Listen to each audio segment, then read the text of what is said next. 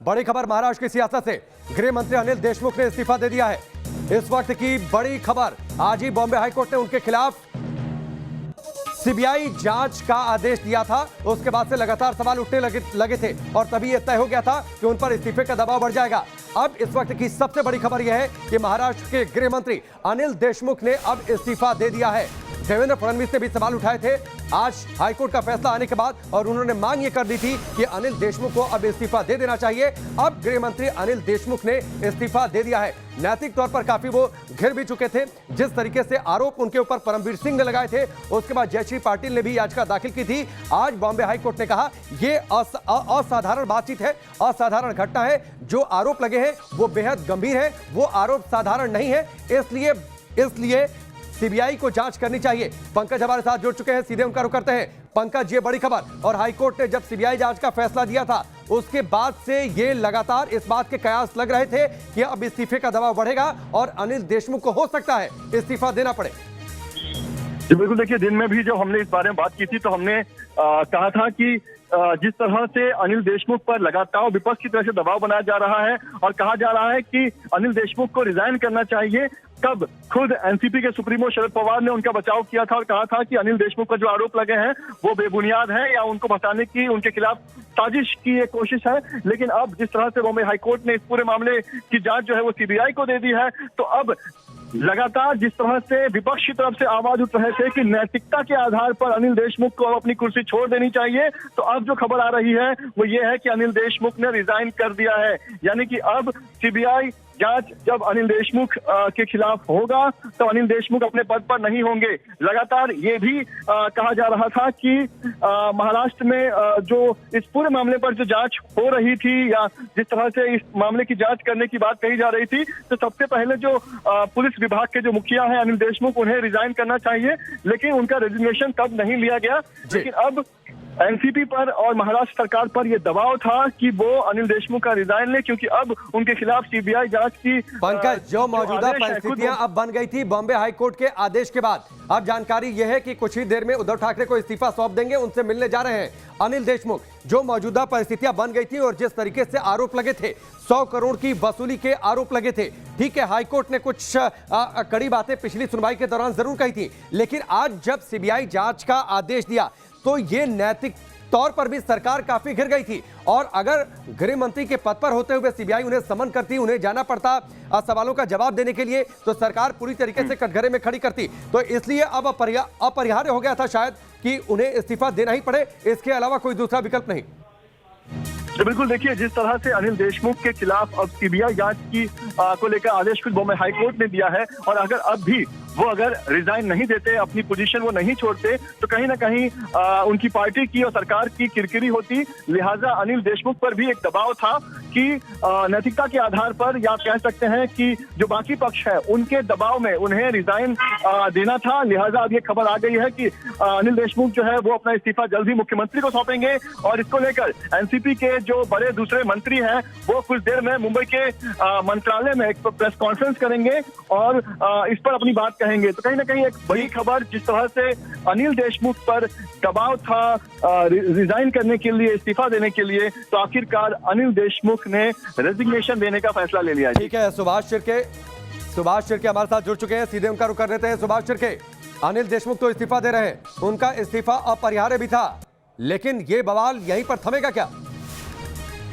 ये बवाल यहीं पे नहीं थमेगा, क्योंकि अनिल देशमुख या इनके साथ साथ बाकी और मंत्री भी जिनके नाम यहाँ पे लिए जाते हैं, उसमें शिवसेना का एक वरिष्ठ मंत्री भी शामिल है, जिन्होंने गृह मंत्रालय के कामकाज में हस्तक्षेप किया था और इसकी कंप्लेंट जो है वो मुख्यमंत्री को की गई थी। तो कहीं ना कहीं ये मामला यहीं तक थमने वाला नहीं है, क्योंकि सीबीआई जो है उसने जब प्रिलिमिनरी इंक्वायरी करेगी तब ये सारी बातें सामने आ जाएगी, क्योंकि हाईकोर्ट ने जब उनके सामने जो तथ्य आए, तो सामने तथ्य पेश किए गए, उस पर संज्ञान लेते हुए उन्होंने प्रिलिमिनरी इंक्वायरी का आदेश दिया था, और उसके बाद ये सारा मामला जो है वो सीबीआई के पक्ष में जाता हुआ हमें दिखाई दे रहा है। दूसरी तरफ बात ये हो रही है एनसीपी में कि शायद सीबीआई अरेस्ट कर सकती है अनिल देशमुख को, और यही कारण है कि अनिल देशमुख को आनंद फानन में इस्तीफा देना पड़ा है। ये आप बड़ी बात कह रहे हैं सुभाष शिर्के। जिस तरीके से आरोप लगे हैं, हाईकोर्ट ने भी ये कहा कि असामान्य आरोप हैं, असाधारण ये आरोप हैं, और जिस राज्य में गृह मंत्री, जहां की पुलिस, वो पुलिस जांच नहीं कर सकती उनके अधीन, इसलिए सीबीआई जांच करे, ये भी कोर्ट ने कह दिया। बिना एफआईआर के जांच करे, 15 दिनों में प्रारंभिक रिपोर्ट सौंप दे। आप जिस बात का जिक्र कर रहे हैं, आरोप गंभीर है, और शायद जिसका आपने इशारा किया कि गिरफ्तारी की भी बातचीत हो सकती है, उसकी भी नौबत आ सकती है, इसलिए अपरिहार्य था ये इस्तीफा। महाराष्ट्र की सियासत में हाल फिलहाल के समय में यह सबसे बड़ा भूचाल सुभाष। एनसीपी के लिए ये बहुत ही करारा झटका है, क्योंकि एनसीपी के बलबूते पे ये सरकार बनी है, और ऐसे में एनसीपी का एक बड़ा मंत्री जो पिछले यूपीए का जो 2 मिनिस्ट्री जो रह चुकी थी, उसमें भी विलासराव देशमुख, सुशील कुमार शिंदे, इनके मुख्यमंत्री के कार्यकाल में अनिल देशमुख मंत्री थे। तो ये नए मंत्री नहीं है, सुलझे हुए मंत्री है, और ऐसे सीनियर मिनिस्टर्स को इस्तीफा देना पड़ा है। इसका मतलब है कि गवर्नमेंट के मुंह पे ये बड़ा तमाचा है, और जाहिर है कि इसका खामियाजा। सुभाष, मैं आपके पास आता हूं। सुभाष, मैं आपके पास आता हूं, आप हमारे साथ बने रहिए। किरीट सोमैया हमारे साथ जुड़ चुके हैं, भाजपा के वरिष्ठ नेता हैं। किरीट जी, आखिरकार अनिल देशमुख को इस्तीफा देना पड़ा। अब जवाब तो शरद पवार को देना पड़ेगा, उद्धव ठाकरे को कहना पड़ेगा। तो ये दोनों नेताओं ने अनिल देशमुख की वसूली गैंग को बचाया था। उद्धव ठाकरे ने एक्सप्लेनेशन देना पड़ेगा, तभी उनको अनिल देशमुख को क्यों नहीं हटाया हाईकोर्ट के आदेश के बाद में। तो दूसरी बात कहूंगा कि सचिन वादे का टोटल कलेक्शन 2000 करोड़ का है, और ये 2000 करोड़ सिर्फ अनिल देशमुख के थ्रू नहीं, सीएमओ के मंत्री अनिल परोप का रोल क्या है। इसने ड्रग कार्टेल में पैसा इकट्ठा किया, बुकी के कार्टेल में पैसा इकट्ठा किया, टीआरपी में जो नॉन एक्सिस्टिंग चैनल ने जो पैसा इतना बड़ा मनी लॉन्ड्रिंग किया, उसमें पैसा इकट्ठा किया, पुलिस की बदलियों में पैसा इकट्ठा किया। तो ये पैसा सिर्फ अनिल देशमुख ने, आधे डजन मंत्री इसके लाभार्थी है। अब तो उद्धव ठाकरे जी, ये तो पहला गया आपका वो राठौड़, दूसरा अनिल देशमुख, देखते देखते 6 मंत्री को घर जाना पड़ेगा। किरीट सोमैया, आप बड़ी बात कह रहे हैं, 6 मंत्रियों को घर जाना पड़ेगा। अनिल देशमुख पर लगातार आप लोग हमला बोल रहे थे, शरद पवार की सफाई के बावजूद लगातार आप लोगों ने अपनी बातें सामने रखी। किरीट सोमैया जी इस वक्त हमारे साथ जुड़े हुए थे, अभी फिलहाल उनसे संपर्क कर चुका है सुभाष हमारे साथ जुड़े हुए हैं। सुभाष, जिस बात का जिक्र कर रहे हैं किरीट सोमैया, 6 मंत्रियों को और जाना पड़ेगा। देखिए, इसमें कई सारे मंत्री शामिल है, और मैंने पहले ही आपको कहा था शिवसेना का एक वरिष्ठ मंत्री इसमें शामिल है, और वो उद्धव ठाकरे इनके काफी नजदीकी माना जाता है। और यही मंत्री जो है वो गृह मंत्रालय के कामकाज में हस्तक्षेप करता था, और इसकी शिकायत जो है वो उद्धव ठाकरे से एनसीपी के नेताओं ने की थी।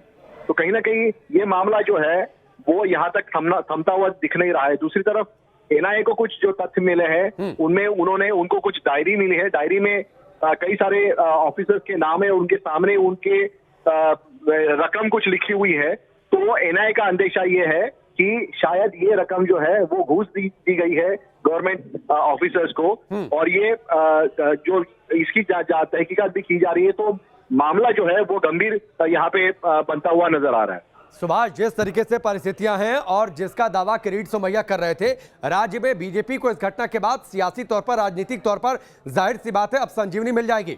वो और सरकार के खिलाफ हमला तेज करेंगे, सरकार को और घेरने की कोशिश करेंगे। सरकार पर यह सबसे बड़ा संकट, सरकार पर सबसे बड़ा संकट तो पहले दिन से है, क्योंकि बीजेपी काफी बड़ी पार्टी है। महाराष्ट्र में 105 विधायक उनके पास है, और उनको सिर्फ तकरीबन 39 विधायक चाहिए सरकार बनाने के लिए, और ये बनते हुए दिख नहीं रहे। इसलिए बीजेपी लगातार कोशिश कर रही है कि ठाकरे सरकार जो है उसके ऊपर हमले पर हमले बोली जा रही है बीजेपी। और कहीं ना कहीं जो करप्शन, जो ठाकरे सरकार के ऊपर आरोप करप्शन के लगाते रही है बीजेपी, और यही कारण है कि हम देख रहे हैं कि गृह मंत्री अनिल देशमुख को इस्तीफा देना पड़ा है। बिल्कुल, ये भी बड़ी खबर आ रही है कि अनिल देशमुख ने इस्तीफा दिया, और इस्तीफे की चिट्ठी उन्होंने शरद पवार को भी। सुभाष, वो तस्वीरें याद थी जब शरद पवार आए थे प्रेस के सामने, उन्होंने तमाम बातें कही थी। अनिल देशमुख अस्पताल में थे, हालांकि तब बीजेपी ने कुछ और डॉक्यूमेंट सामने रख दिए थे कि वो उस समय उन्होंने प्राइवेट जेट से सफर किया था, तमाम बातें। अब ये निश्चित तौर पर ये एक इसको सियासी तौर पर आप कितनी बड़ी लड़ाई देखते हैं दोनों पार्टियों के बीच में? देखिए, सियासी तौर पे ठाकरे सरकार जो है उसको बिल्कुल अस्थिर करने की कोशिश बीजेपी करेगी, क्योंकि ये बहुत बड़ा मामला बीजेपी के हाथ में लगा हुआ है। इसमें उद्धव ठाकरे सरकार के कई सारे मंत्री इसमें जुड़े हुए हैं, तो जाहिर है कि बीजेपी के हाथ में एक बहुत बड़ा सियासी मुद्दा लगा है और बीजेपी इसका भरपूर राजनीतिक जो उपयोग है वो करेगी। ठीक है सुभाष, ठीक है सुभाष, आप हमारे साथ आगे भी हम आपसे बातचीत करेंगे। फिलहाल आपका बहुत बहुत शुक्रिया। पंकज हमारे साथ सीधे जुड़ चुके हैं लाइव। पंकज, सबसे बड़ी खबर आज की, अनिल देशमुख का इस्तीफा और मौजूदा सरकार पर यह सबसे बड़ा संकट भी जिसका जिक्र कर रहे थे सुभाष और किरीट सोमैया हमारे साथ जुड़े हुए थे। उन्होंने कहा कि अभी 6 मंत्रियों को और जाना पड़ेगा। जी बिल्कुल, देखिए बहुत बड़ा ये कहीं ना कहीं कह सकते हैं बहुत बड़ी खबर है ये। नवाब मलिक इस वक्त कुछ बोल रहे हैं, एनसीपी के बड़े नेता, सुनते हैं। जिसको लेके पार्टी ने निर्णय लिया कि वे मुख्यमंत्री से जाकर अपना इस्तीफे के बारे में इस्तीफा दें और पार्टी ने मुख्यमंत्री से विनती की है कि गृह मंत्री का इस्तीफा स्वीकारें। इस्तीफा देने के लिए स्वयं गृह मंत्री जो अनिल देशमुख जी हैं वह मुख्यमंत्री के घर गए हैं। पार्टी ने विनती की है कि इस्तीफा स्वीकारा जाए। हमें आशा है कि इस्तीफा वे स्वीकारेंगे और निश्चित रूप से जिस तरह से आदेश आया स्वयं उन्होंने कहा कि ये उचित नहीं होगा कि मैं इस पद पे रहूं, इसलिए वे इस्तीफा देने का उन्होंने मन बनाया था, जिसे पार्टी ने मुख्यमंत्री से विनती की है कि इस्तीफा वे स्वीकारें। After the order of Honorable High Court on the allegation of ex-chief Nawab Malik को आप सुन रहे थे। नवाब मलिक एनसीपी के बड़े नेता हैं और आप ये चिट्ठी देखिए, ये एक्सक्लूसिवली ये चिट्ठी हम आपको दिखा रहे हैं। अनिल देशमुख का इस्तीफा उन्होंने उद्धव ठाकरे को संबोधित करते हुए शरद पवार को यह चिट्ठी लिखी और इसकी एक प्रति जाहिर सी बात है मुख्यमंत्री हैं उद्धव ठाकरे, उनको भी। पंकज हमारे साथ जुड़े हुए हैं। पंकज, एनसीपी एक वक्त अनिल देशमुख के बचाव में थी, शरद पवार खुद सामने आए थे, लेकिन आज नवाब मलिक कह रहे हैं पार्टी ने फैसला लिया कि अनिल देशमुख को इस्तीफा देना चाहिए और देना पड़ेगा। बिल्कुल, देखिए जिस तरह से एनसीपी ने अनिल देशमुख का शुरुआत में बचाव किया था, शरद पवार एक नहीं 2 दिनों तक उन्होंने प्रेस कॉन्फ्रेंस करके ये कहा था कि अनिल देशमुख को बदनाम करने की कोशिश की जा रही है, उनके खिलाफ ये साजिश है क्योंकि परमबीर सिंह का ट्रांसफर कर दिया गया, तो कहीं ना कहीं बदले के तहत ये किया जा रहा है और अनिल देशमुख जो है वो इस मामले में शामिल नहीं है। यहाँ तक कि कहा गया था कि अनिल देशमुख उस वक्त जिस समय का जिक्र उस चिट्ठी में किया गया है जो परमबीर सिंह ने मुख्यमंत्री को लिखा था, उस दौरान अनिल देशमुख कोरोना की वजह से आइसोलेशन में थे, उन्होंने सचिन वजह से मुलाकात नहीं की थी। तो इस तरह का बचाव जो है वो एनसीपी की तरफ से और खुद एनसीपी के सुप्रीमो शरद पवार ने बचाव किया था। लेकिन अब क्योंकि हाईकोर्ट ने खुद इस पूरे मामले की जांच जो है वो सीबीआई को दे दी है और आगे पार्टी की ज्यादा किरकिरी ना हो जाए, इसलिए कहीं ना कहीं अनिल देशमुख पर यह दबाव था। नवाब मलिक कह रहे थे कि अनिल देशमुख ने नैतिकता के तौर पर ये जो रेजिग्नेशन है वो उन्होंने मुख्यमंत्री को वो सौंपने जा रहे हैं, लेकिन कहीं ना कहीं उन्होंने ये भी कहा कि एनसीपी की तरफ से भी मुख्यमंत्री को कहा गया है कि पूर्व मुख्यमंत्री देवेंद्र फडणवीस कुछ बोल रहे हैं। अंदाजे 45 ते 46 हजार केसेस आणि खरं म्हणजे रविवारी तर टेस्टिंग आपलं जवळजवळ 30 ते 35% कमी असतं, तरीही 45 ते 46 हजार केसेस ची नोंद आज महाराष्ट्रामध्ये होईल अशी अपेक्षा आहे। त्यामुळे पुन्हा एकदा आपल्या सर्वांना कोरोनाचा मुकाबला करण्याकरता सज्ज व्हावं लागेल, लोकांना व्यवस्था द्याव्या लागतील। आज आपण बघतोय की महाराष्ट्रामध्ये लोकांना बेड्स मिळत नाहीयेत, ऑक्सिजनेटेड बेड्स असतील किंवा व्हेंटिलेटर्स असतील याची कमतरता भासते आणि ज्या प्रकारे हा प्रचार प्रसार होतोय त्यातनं मोठ्या प्रमाणात व्यवस्था उभ्या करणं हे अत्यंत महत्त्वाचं आहे। अशा या सगळ्या देवेंद्र फडणवीस को आप सुन रहे थे और आज हाईकोर्ट का फैसला आने के बाद भी देवेंद्र फडणवीस ने कहा था अब अनिल देशमुख को इस्तीफा दे देना चाहिए। ज्योत्सना, अनिल अब पूरी तरीके से बीजेपी हमलावर मूड में है। देवेंद्र फडणवीस, हाईकोर्ट का फैसला आया उसके बाद भी सामने आए कि अनिल देशमुख को इस्तीफा देना होगा। एक बार फिर से अब जब इस्तीफे की खबर आ गई, खुद अनिल देशमुख ने अपना इस्तीफा ट्वीट भी कर दिया है। उसके बाद एक बार फिर से मीडिया के सामने।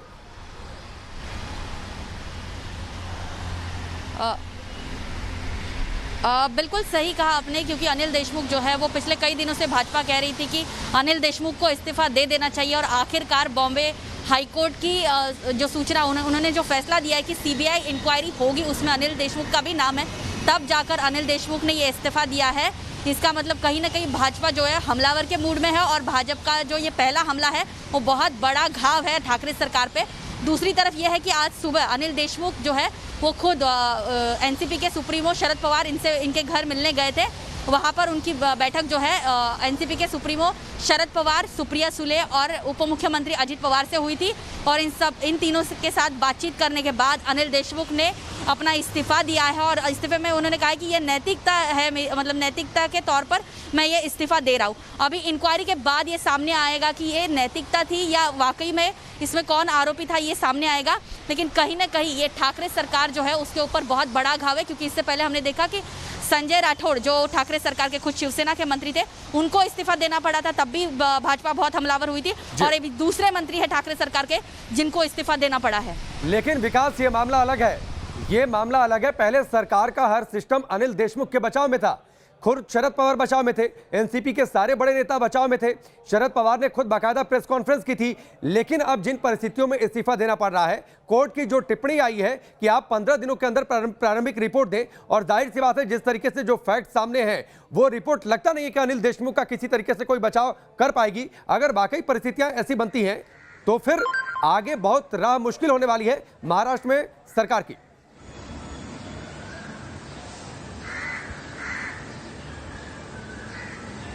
बिल्कुल राकेश, देखिए संभवतः यही न्यायपालिका की ताकत है कि जैसे ही आदेश आता है महज कुछ घंटे के भीतर उसका असर भी देखने को मिलता है। ये एनसीपी जो कि डे 1 से अनिल देशमुख को बचाने की कोशिश कर रही थी, लगातार उनकी पैरवी कर रही थी कि जो भ्रष्टाचार हुआ है वो लोअर लेवल पर हुआ है, न कि और इसमें अनिल देशमुख का सीधा कोई इन्वॉल्वमेंट नहीं है। लेकिन जैसे ही सीबीआई जांच के आदेश आ जाते हैं इस पूरे मामले में, एक अर्जेंट मीटिंग बुलाई जाती है जिसमें खुद शरद पवार मौजूद होते हैं और एनसीपी के दूसरे आला नेता मौजूद होते हैं, जिसमें सुप्रिया सुले और अजित पवार जो कि उप मुख्यमंत्री हैं उनका नाम बताया जा रहा है। और तब जाकर ये डिसीजन लिया जाता है कि अब पार्टी की बहुत ज्यादा किरकिरी हो चुकी है, और आने वाले दिनों में सीबीआई की जांच में 15 दिन में प्रिलिमिनरी इन्वेस्टिगेशन रिपोर्ट सबमिट करनी है। इस जांच में निकलकर क्या सामने आता है, मुमकिन है कि इस सरकार को और फजीहत से बचाने के लिए कदम उठाया गया हो, क्योंकि 15 दिन की जांच में अगर भी जानकारियां हैं कि शरद पवार और अजित पवार के बीच एक अलग से मीटिंग हुई है, ऐसे कोई जानकारी आपके पास?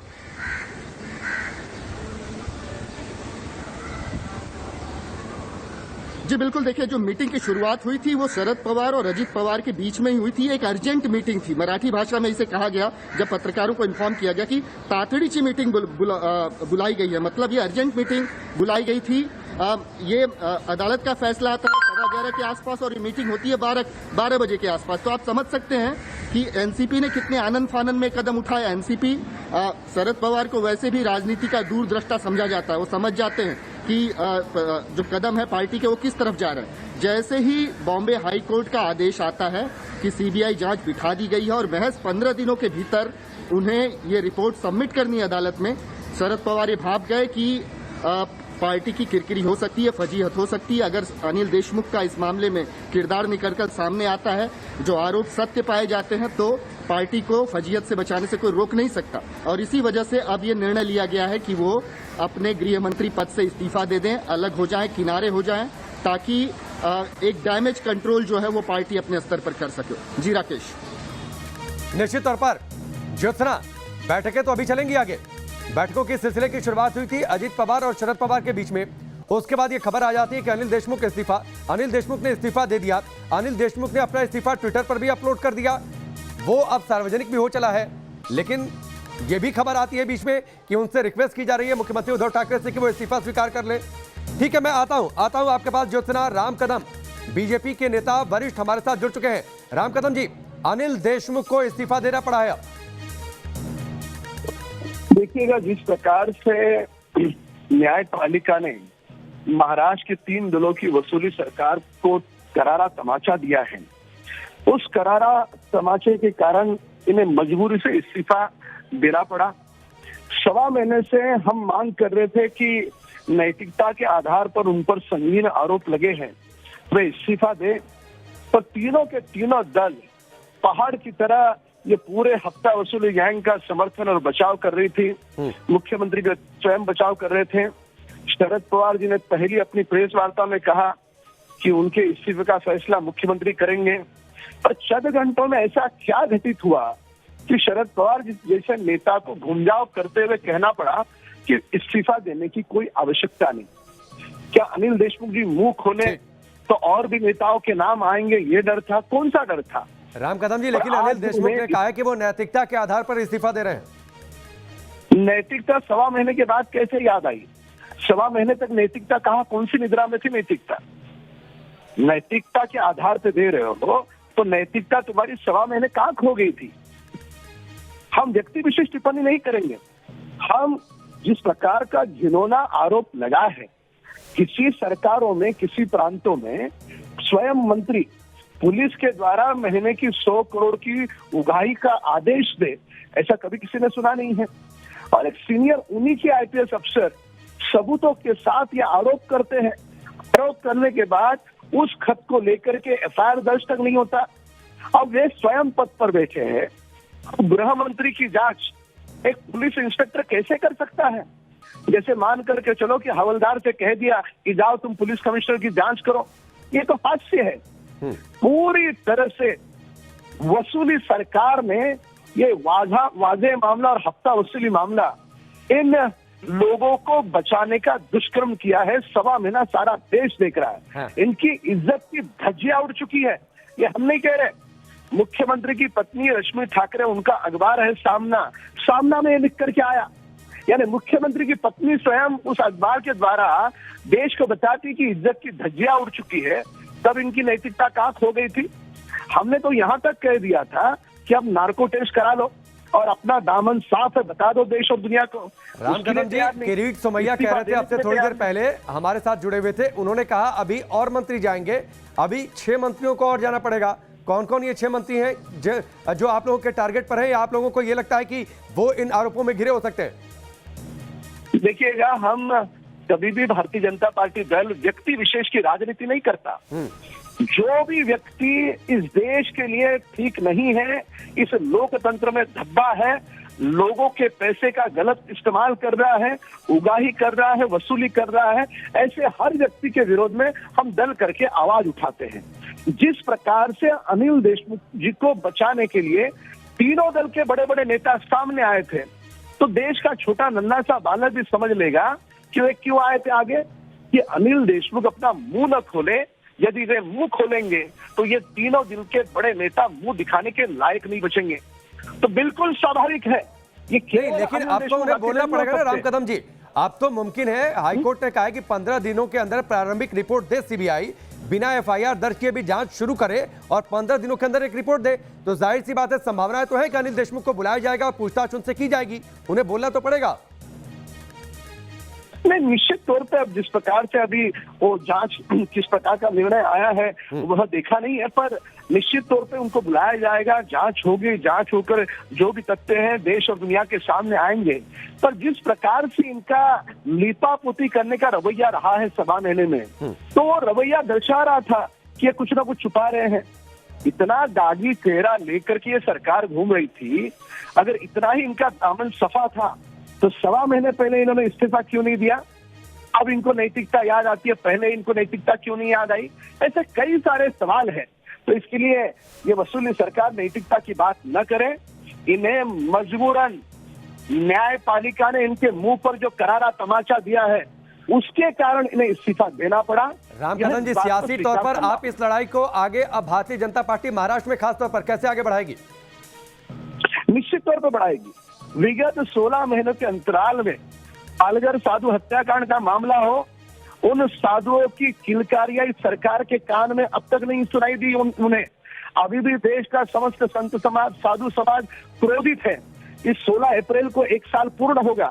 वहां से लेकर के अलग अलग जो मामले घटित हुए, सुशांत सिंह राजपूत के मामले में भी 65 दिन के पास जांच थी। जिस कमरे में सुशांत की मौत हुई, उस कमरे का सारा सामान इन्होंने रफा दफा कर दिया। सारे सबूत मिटाने का दुस्साहस हुआ। ऐसे अलग अलग मामले यदि अगर देखो तो ये सरकार पूरी तरह से आपराधिक मामलों में लिप्त है। हम हमारी आवाज बड़ी तेजी के साथ, आक्रामकता के साथ सड़कों पर उतर करके तेज करेंगे। ठीक है, राम कदम जी, आपसे जुड़ने के लिए, बातचीत के लिए आपका बहुत बहुत शुक्रिया। साथ ही आरोप भी लगाते हुए और हमला भी बोलते हुए विकास, आपने सुना होगा कि अब नैतिकता की बात गलत है, क्योंकि ये तो मजबूरी में इस्तीफा देना पड़ा, कोई और विकल्प था नहीं अनिल देशमुख के पास और सरकार के पास। आगे क्या महाराष्ट्र की सियासत में विकास?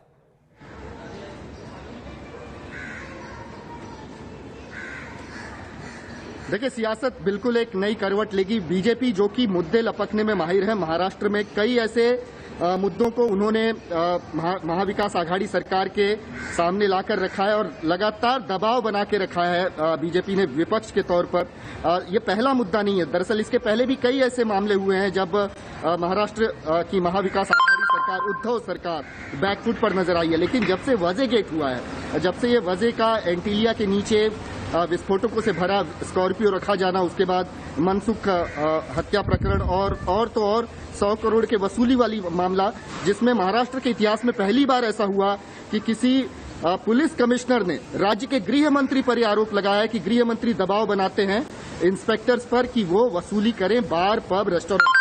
तो इस किस्म का कभी हुआ नहीं था महाराष्ट्र की राजनीति में, और इसी वजह से बीजेपी को बैठे बिठाए एक बहुत बड़ा मुद्दा मिला है जिसे बिल्कुल बीजेपी छोड़ना नहीं चाहेगी।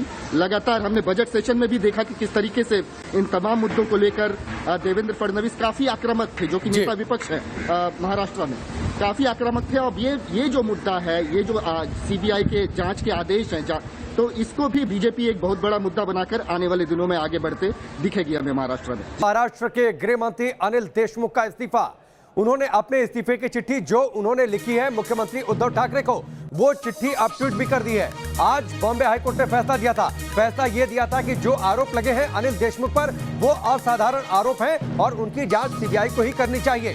सीबीआई को यह आदेश भी दे दिया था कि 15 दिनों के अंदर एक प्रारंभिक रिपोर्ट सौंपे। इसके बाद अनिल देशमुख गिर गए, सरकार गिर गई और उसके बाद इस्तीफा अपरिहार्य हो गया।